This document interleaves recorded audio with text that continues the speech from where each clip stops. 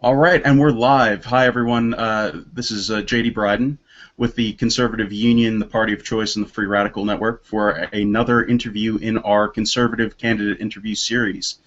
We're here trying to get the voters, the primary voters, a better, some more knowledge, some more information, some more access to the primary candidates in these very important elections this year in 2014. Trying to take back the Senate. So, we've had some issues with some candidates. I won't go into that in the past that weren't properly vetted. We'll say that have run in elections. Let's say in the 2012 season. We're trying to get around that and get some more information out to the voters. This interview, we will have Rich Pezzullo here from New Jersey, conservative candidate running for U.S. Senate, Republican primary candidate from the state of New Jersey, to in a three candidate race right now in the New Jersey primary. That's correct. I'm in the New Jersey primary for U.S. Senate. I'm one of the Republican candidates. That's true, JD. Awesome. Together, this is so high tech. Yeah, really. No, I mean this is the way that we're getting information. We are a grassroots organization. We're trying to get information about candidates to the voters, to the people who are actually going to be voting in these primary elections. So in that, to get that started, let's hear a little bit more about you. Let's hear why you are running for Senate in the state of New Jersey. Well, you have to know a little bit about my background to understand that. There's people who watch things happen, people who make things happen, and people who say, what happened? I'm one of the people who makes things happen. As a young person, when I went to Cornell after spending years on an ambulance corps in high school, I realized that there was no ambulance corps at Cornell. We needed a contract service. So I started an ambulance corps, rescue squad at Cornell. Throughout my business career, I've always been looking for initiatives to bring solutions to people. When I served in the Army, I served 20 years in the Army Reserve. I was a major in the U.S. Army. My job was to find ways to use computers to solve problems all over the military. And so basically what I do is I use existing equipment, existing means and procedures to solve complex business problems.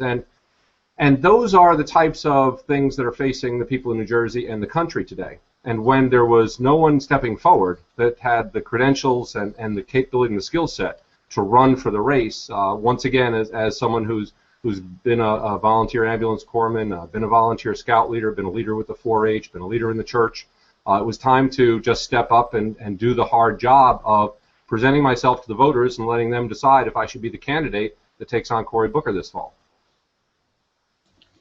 Awesome. So in the state of New Jersey, we have a lot of stuff that's going on. We've got a lot of issues that are important. What do you personally think are the most important issues this election cycle? Jobs. The trouble that people are having expanding their businesses, maintaining enough hours to keep their part-timers in their homes and in their jobs, and finding opportunities for people who are out looking for jobs.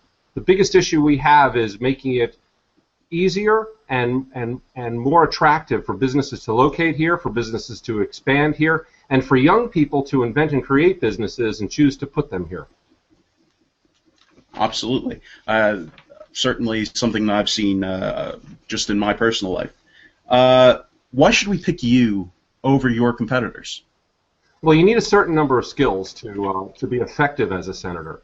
And basically, in my background, by working in the computer business with business owners, I work in every business you can imagine. I work in the healthcare industry where I'm with the lady behind the window that scans your insurance card, and I'm with the practice owner who's trying to figure out how to maintain her benefits and also deal with all the regulations. And the lady at that front desk who's dealing with the HIPAA requirements and constantly looking over her shoulder to make sure that she isn't breaking some federal law by letting somebody peek at her screen. I work in construction businesses where we're doing multiple iterations of filings to FEMA, trying to work through that bureaucracy to bring the money down that's already been approved to start rebuilding the state.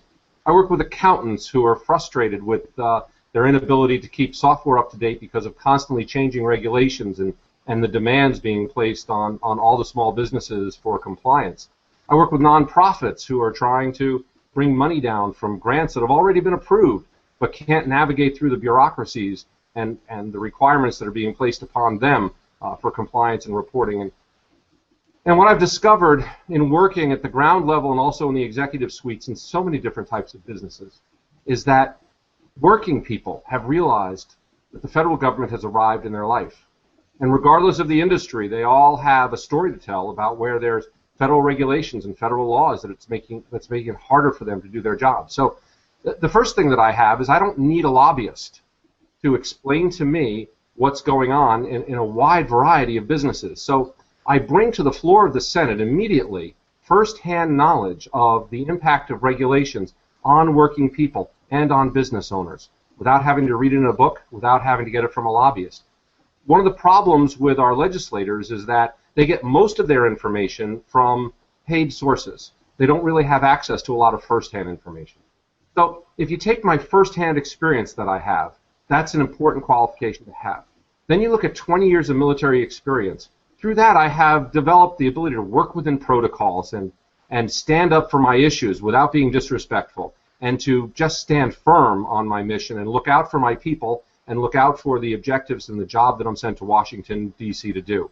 And unless you have had it as part of your responsibility, as your job every day, to stand up for your mission, you really don't get that into your fiber of your being. And lastly, the other piece that I have is a tremendous amount of experience just working with people inside the state of New Jersey. And a lot of experience working on issues. I was working with Sam Pirelli 20 years ago as we were fighting tax increases back then as part of the United Taxpayers of New Jersey. I've worked with the New Jersey Right to Life, and I've been active in their ministries, and I've been active in bringing youth groups down to Washington, D.C. for the Right to Life. I've been a speaker at the State House. So I've been living my pro-life values. I've been active with Second Amendment defenders, trying to make sure that legislators take an interest in protecting the rights of people, every right that's spelled out in the Constitution, and being active with all those groups as well. And as far as standing up for a strong defense, being active with the military and always looking out for the benefits of the veterans and also troops that I was responsible for, that's built into my experience too. So by living your values, you bring that to the Senate, the ability to work within the organization of the Senate, to be able to go up to John McCain, eyeball to eyeball, man to man, officer to officer, Republican to Republican, and say, John, let's work together. Because what we really have to do is we have to send to the Senate someone who can bring together all the senators on the Republican team. It doesn't make sense to have a Republican majority if we can't unite that majority around the simple goals of getting the country back to obeying the Constitution. If we can't unite the Senate and get them voting together towards those ends, then we're not going to be able to have an effective Senate and solve the problems that we have to get solved. Awesome. You know, that's one of the things. I actually got the opportunity to see you at the Union County Convention where you won the ballot line, and you gave a really a speech that the room was on their feet. They were very, very interested in what you had to say. That is to a very conservative base. Yes. How are you going to transition your campaign to talk to the independent or the apolitical voter that you'll have to win in order to beat Cory Booker in November? Well, the independent is finally coming to realize that what other people consider compromise means giving up more of their rights, more of their money, more of their jobs, more of their freedom.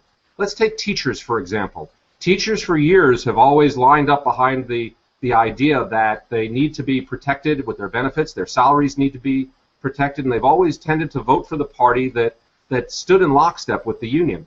And yet, what they're realizing now is teachers are being turned into factory workers. With Common Core coming down the pike, they're being told not only what to teach, which is bad enough, but how to teach, being given scripts. And they're coming to the realization that they need a fighter, they need a champion on their side. And that compromise only means deciding how much more you're going to want to lose. And they're starting to come to the message that you need someone that will stand up for the values that they're expressing. Independents are not going to rally behind someone who is flexible on their positions and willing to waver. They don't want to empower that person and send him to Washington because they have no idea what they're going to get from him when he presents himself to the floor of the Senate.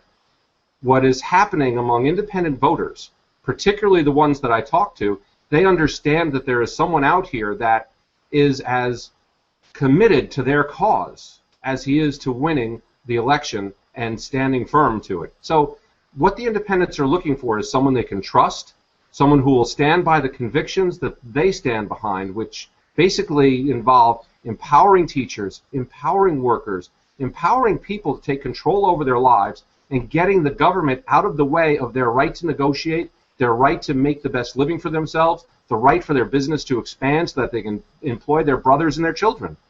That's what independents are looking for, and that's what going for someone who's been consistent through his whole life offers to them.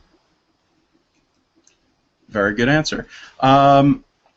This next question is one that I think that you'll find interesting. What does conservatism mean to you? Conservatism means learning from experience, using logical, fact-based analysis for making decisions in looking towards the future, not burying your head in the sand, being able to say no to the second ice cream cone, and being able to say, we really can't afford that. Most of the rules the conservatives insist that we follow. If you make a mess, you clean it up. Don't spend what you can't afford. Don't put your bills onto your children. Most of those rules have been with us for thousands of years. Most of the newer rules that have given us such terrible debt, a massive increase in entitlements, a sense of dependency, most of those are experiments that are less than 100 years old. And if you can look at the quantitative data that demonstrates that some of these experiments aren't working and need to be either changed or abandoned, then you're not really being a true conservative. So being a conservative means being able to accept facts for what they are, determine what's working and do more of it, determine what's not working and stop doing it. Awesome. The thing about that is that it's great to me. I'm a conservative person already. Okay. How do you sell that message of responsibility fiscally to an independent or to an apolitical voter? That is something that I really think is important in a candidate. I would love it if I could get you to sell me an issue as if I were an independent or a apolitical voter. How would you talk to me and tell me, hey, we need to get this in line?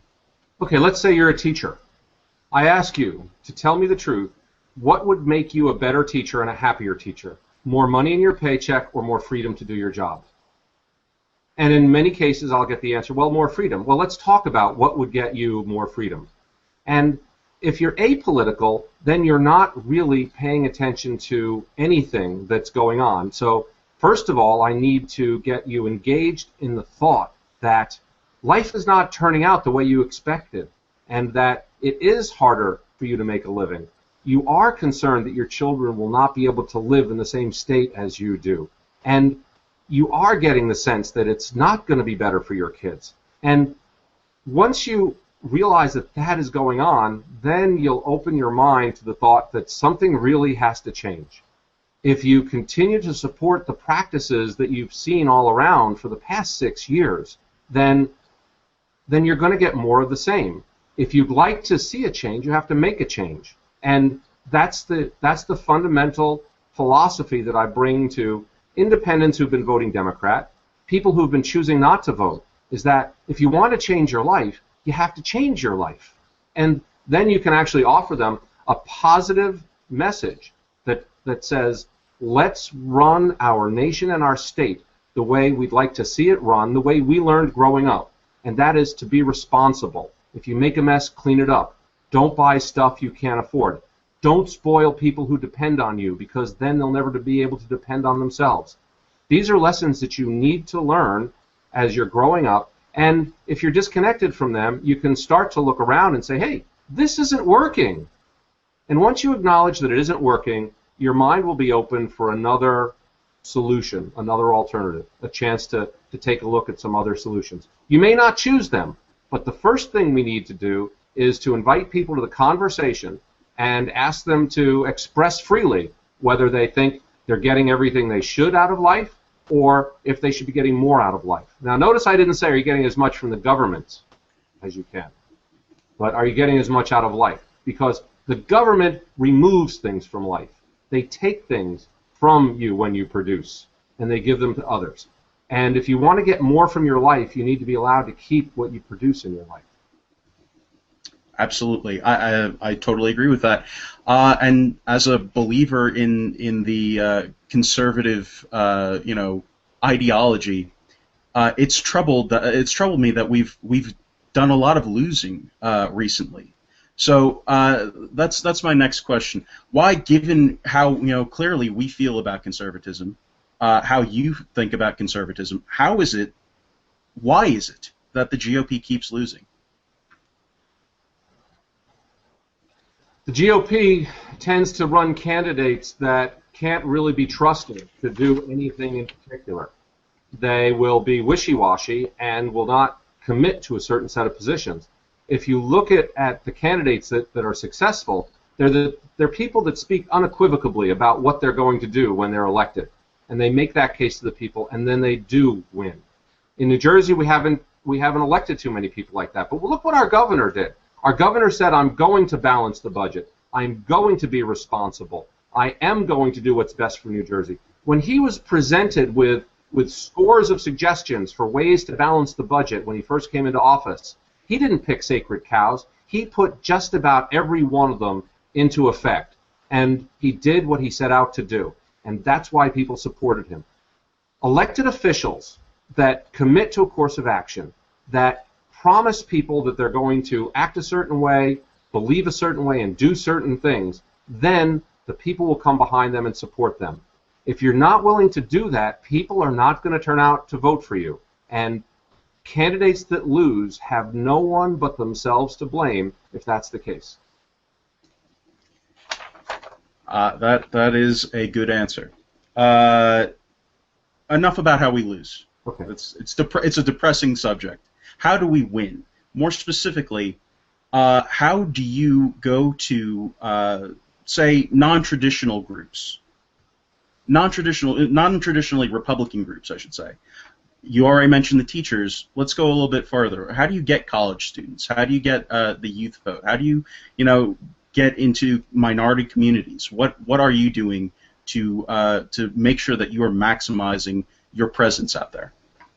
Well, that's a lot of different questions. To get the youth vote, you really need to have a presence. So by establishing a presence on campuses throughout the state, we have the opportunity to get young people who are already conservatives to share their thoughts and give them some opportunity to do so by associating with a U.S. Senate candidate who can lend some credibility to their beliefs.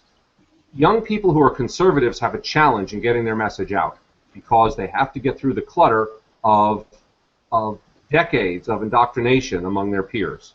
But if they stay with their message and don't resort to fighting and name-calling, but just ask their friends who are at college to learn to just look around, then we work through the students on the campuses to get pockets of conservative thinking and wait for that message to grow and help that message grow. That's how we get the college students.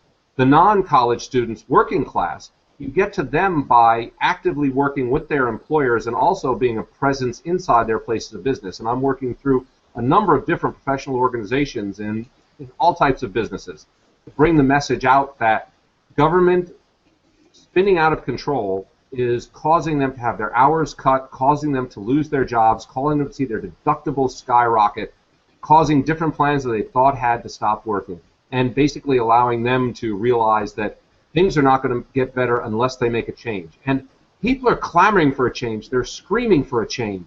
And this election will give them an opportunity to do that and vote for a change because they are unhappy. Inside the urban communities, we need to further the urban outreach that we've already started in cities like Camden and Trenton, and move it into Newark and out into the other urban centers around the state, where we make it clear that before you can do anything about growing businesses and improving the quality of life, the first thing you have to do is get a handle on crime. And you need to empower the elected officials and the police departments to have the tools that they need to enforce the laws and make sure they're going to get backup from the Justice Department when they catch criminals. I'm astonished when I see that the federal gun laws are not enforced that are already in the books, and we have a catch and release program. We need to have an urban agenda that focuses on reducing crime in the streets, reducing crime in the homes, and reducing crime in and around the schools. And an urban agenda that focuses on that will help the urban areas create their own success and their own development. Then as you move into the different communities around the state, the message stays pretty much the same. If you could just work without the federal regulations that prevent you from starting your movements and starting your businesses, then your organization will have an opportunity to grow. And that's the message that we're bringing. It translates well into every other language, into every other culture. People have a fundamental right to rise to the greatest level to which they could achieve, and the federal government from Washington, D.C. has no business keeping them down. Absolutely. Another demographic that we have had a little bit of trouble with recently is the female vote. We've been viciously smeared with this war on women farce, but it's also been bolstered by candidates like Todd Akin or Richard Murdoch flubbing questions on abortion in the case of rape. How would you approach that topic when it comes up? I think women represent a much broader issue than just abortion, and the first objective that we have to do is to get the media to focus on the success of women and the interests of women and the whole of the women's movement, to make sure that they understand that, once again, being able to develop to your fullest potential is the most fundamental conservative value that there is, and that, in fact, the Republicans are the party of women. We're the party that bolsters and supports and heralds the success of women. We encourage women to rise to the highest level inside their corporate structures. We encourage women to build their businesses, own their businesses, and become successful and hire more people and bring economic activity out to the rest of the country. That is the role of women in society, is to take their gift, to lead and to organize, if that is their gift, and to build their businesses. Every person has their own gift, their own talent, and they have their right to use it, and they should be allowed to use it to the best of their ability. And the federal government should not be active in stopping their rise and stopping their advancement.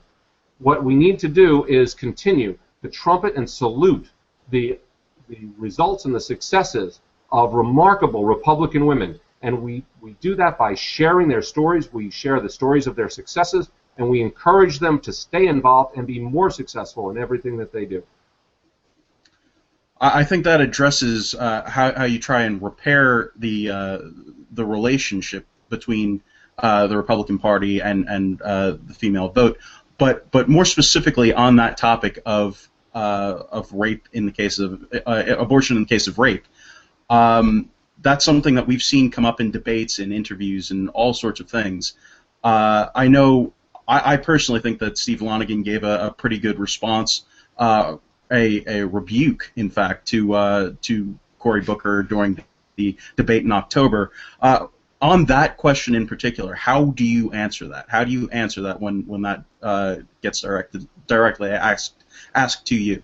There's a lot of questions and what ifs that people have been bringing about abortion. And one of the most interesting turns of that was someone said if gay people are born that way and there's a genetic test for that, then if a child could be tested and he's gay, Should a parent be allowed to abort a child just because it's gay? Should a parent be allowed to abort a child just because it's gay?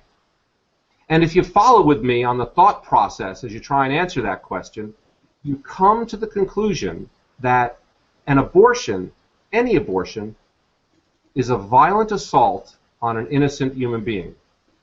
And once two people come to agreement on the fact that an abortion is a violent assault on an innocent human being, then every question about abortion answers itself.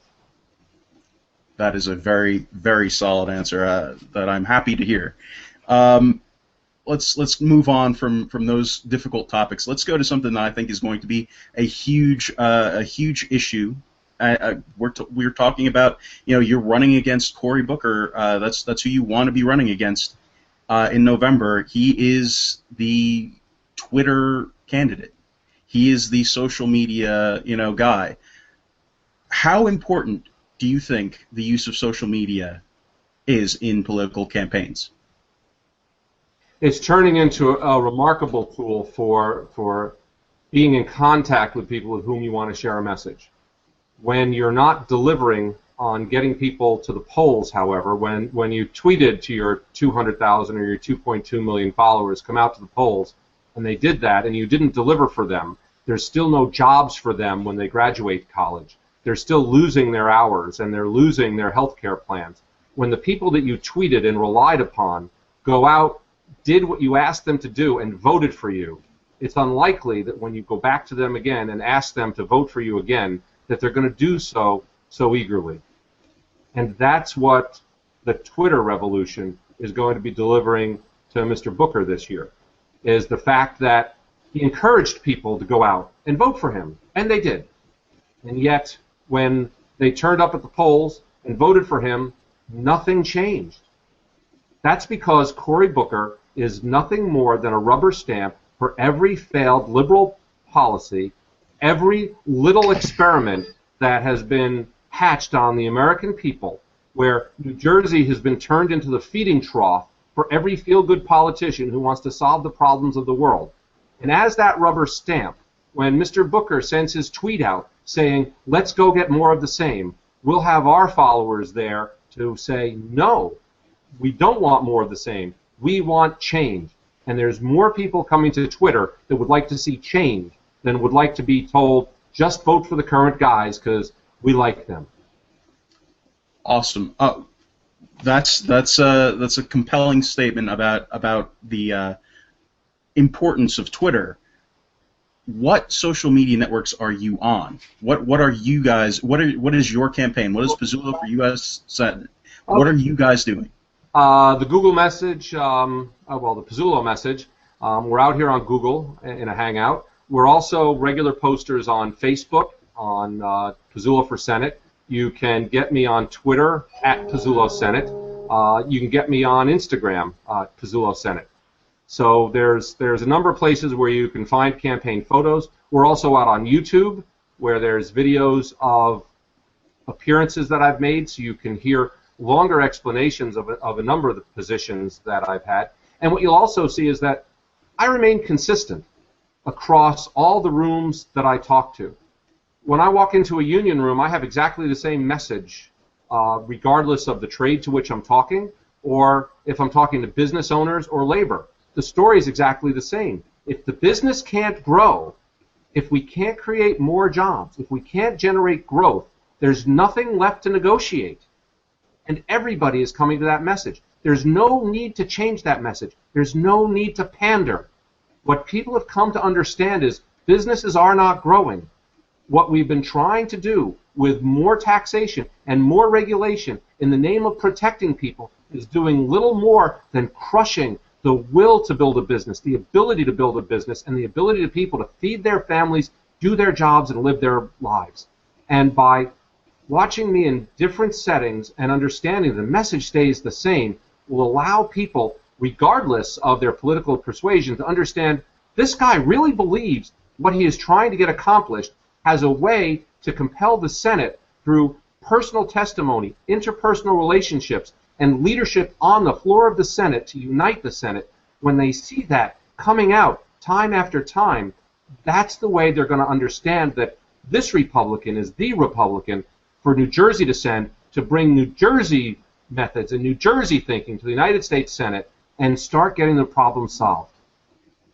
Awesome. One final note on the social media thing. How often is it you behind? I mean, we have, it's a big deal. You have a lot of moving parts in the campaign. How often are you the one behind the screen? Frequently.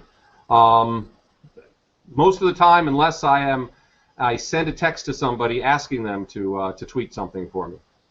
It's awesome. It's a very important role that I think you need to hear the candidate's voice when you're out there tweeting.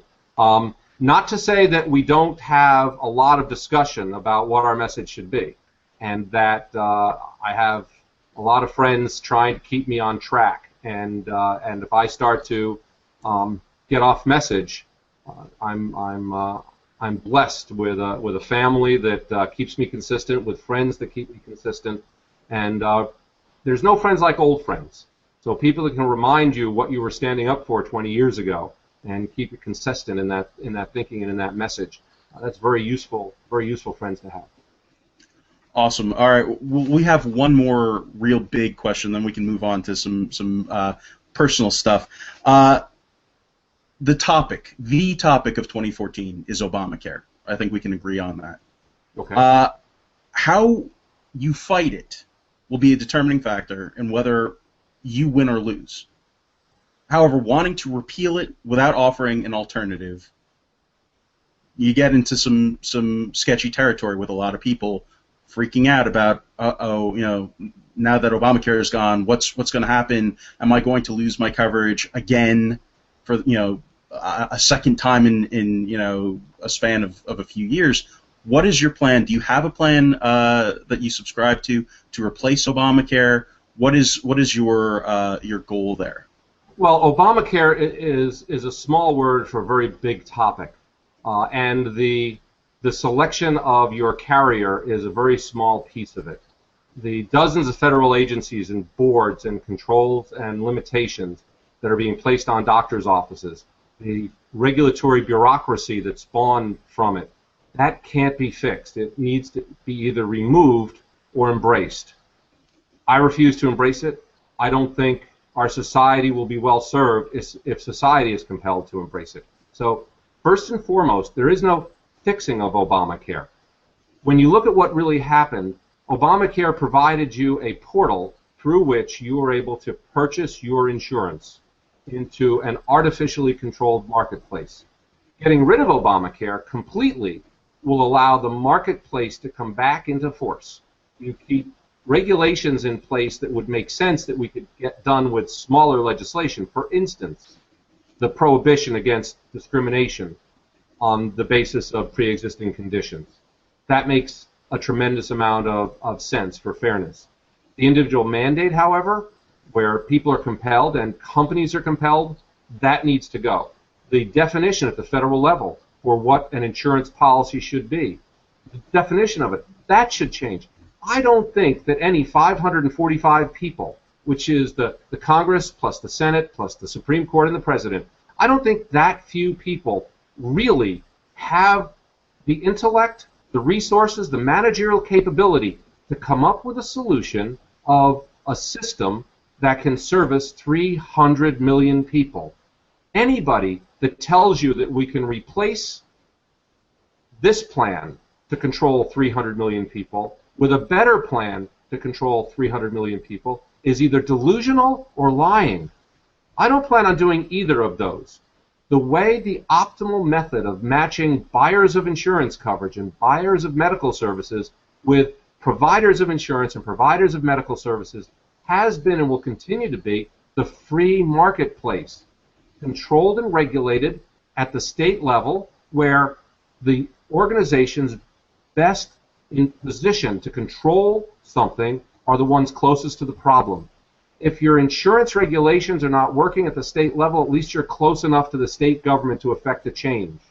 If the local zoning and the local regulations on the placement of medical facilities in your local community isn't appropriate, your local zoning board should be the ones that are empowered to take care of this.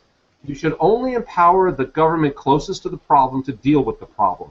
And the way that happens is not through a top-down, command-ordered environment. That has to start from the bottom up, where the consumers manage their own local governments, manage their relationships. So what do we replace Obamacare with? Obamacare goes away. What remains, however, is a very vibrant insurance industry and practitioners who would be delighted to be able to once again get in mutually beneficial relationships with their insurance carriers and continue to provide the good services that they want to provide. That's what we replace Obamacare with.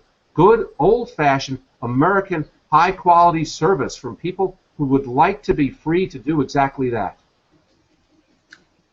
That is, again, a very, it's speaks to conservatism at its root, at its base. The concept of free market economics.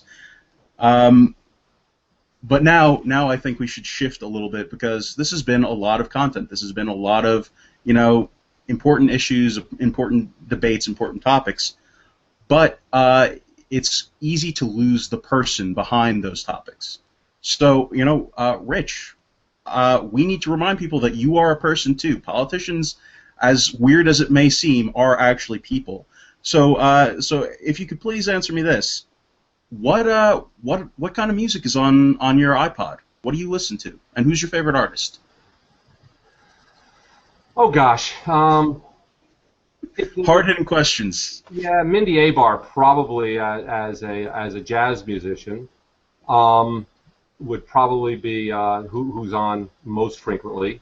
I have a channel on my Pandora called Jim Croce, and the channel that I listen to most frequently, if you have Pandora, try this one. Make one around the song Just Fishin'. And what you'll hear is songs that talk about parents who love their children, who care about seeing them grow up strong, who are very concerned about always setting the best example for their kids. And there's a tremendous amount of music that's out in the marketplace that speaks to this, and that's probably one of my favorite channels. Just make a Just Fishin' channel on your Pandora. I think you'll like it. All right. There are a lot of beautiful concert venues in the state of New Jersey, and New York is just a short way away. What was the last concert that you went to? Last concert I went to was the Moody Blues in Madison Square Garden.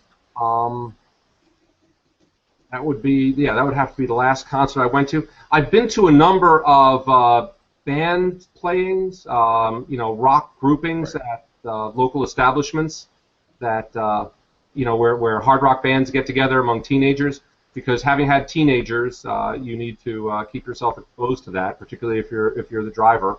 And I always found it more interesting to go inside the clubs and see who's really taken the trouble to go out and learn how to play their music and develop their art and go out there and take the risk that nobody's going to clap at the end of the song. And I'm delighted to see that in New Jersey there are scores, if not hundreds, of young bands playing in little venues all over, and that people are actually going out to listen to them. I think that speaks a lot for the development of culture inside the state, and it means that kids still have exciting, interesting things to try and do and develop. What is your proudest accomplishment as a small business owner? My proudest accomplishment as a small business owner, I developed a protocol whereby I could, this gets a little techie, but by analyzing metadata of